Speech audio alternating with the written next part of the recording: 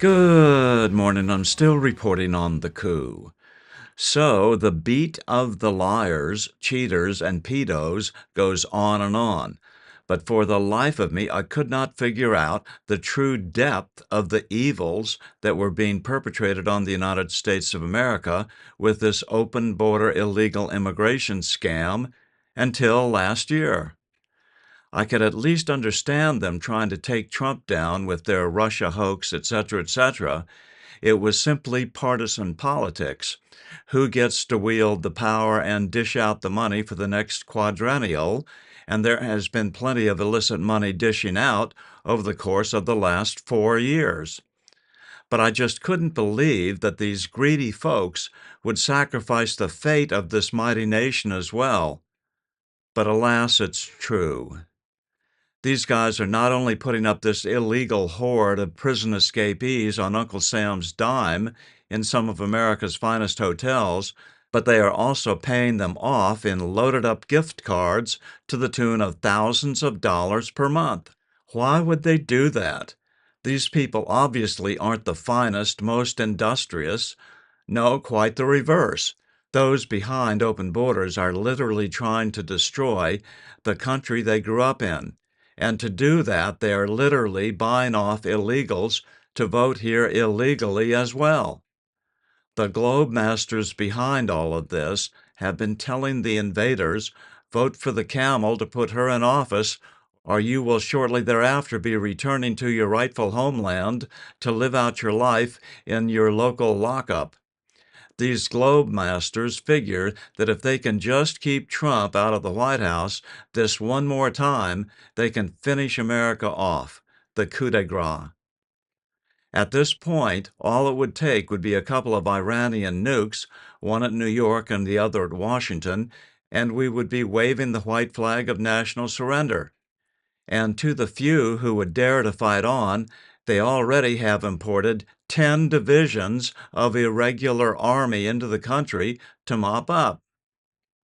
Newsmax's Rob Schmidt took this unbelievable topic on last night with my good old friend from Virginia politics days, former Attorney General and State Senator Ken Cuccinelli. All right, welcome back. They've made it so painfully obvious, haven't they? The DOJ is suing the state of Virginia, Biden's DOJ, for removing illegal immigrants from the voter rolls. What else is there to say? They've imported millions of people into our country. They welcomed them in. They gave them an incredible motive to vote illegally. If we win, you get to stay here. This is as treasonous as it gets, and nobody seems to care. It all started when Virginia Governor Glenn Youngkin signed an executive order requiring daily updates to the state's voter list and the removal of people that the DMV was aware were not citizens. 6,300 have been removed. 6,300 registered illegal immigrants who were registered to vote have been removed. In elections where these days are decided 10, 12,000 votes in a state, maybe 15,000 votes in a state, how many states did we see in 2020 were decided by less than 15,000 votes?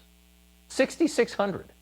The Biden-Harris DOJ says Virginia is violating federal law, making the changes this close to the election. They're crooks. Ken Cuccinelli is a former Attorney General of Virginia. Gene Hamilton handled immigration policy under Trump. Good to have you guys back on. Ken, like Trump, didn't enter politics to pilfer the public purse. He is a top patent attorney from Northern Virginia. No, Ken decided to donate several years of his life to do some good for the Commonwealth and the nation in general. And he's so popular that one way or another, we're going to insist that he stay on the job. Ken, Merrick Garland's assistant says by canceling voter registrations within 90 days of Election Day, Virginia places qualified voters in jeopardy of being removed from the rolls and creates the risk of confusion for the electorate. What's your response, Ken? Well, of course, the point here isn't to remove qualified voters. It's to remove voters who were never qualified to be on the rolls in the first place, using a law signed in 2006 by, wait for it, then Governor Tim Kaine. So that's the law being implemented here. I was in the state Senate at the time, and it certainly has been uncontroversial since it was signed, or Tim Kaine wouldn't have signed it. And by the way, here it is, more than 2 months after Governor Youngkin announced all of the accomplishment under this law, how many people they'd removed from the rolls. We're just talking about one small slice of the work he had done. And they could have filed this case anytime in the last 2 months if they thought it was a serious case. They still have not served the complaint. So if they serve it tomorrow, today's a holiday, Virginia's response would be due on Election Day. This is a political stunt. It is nothing more.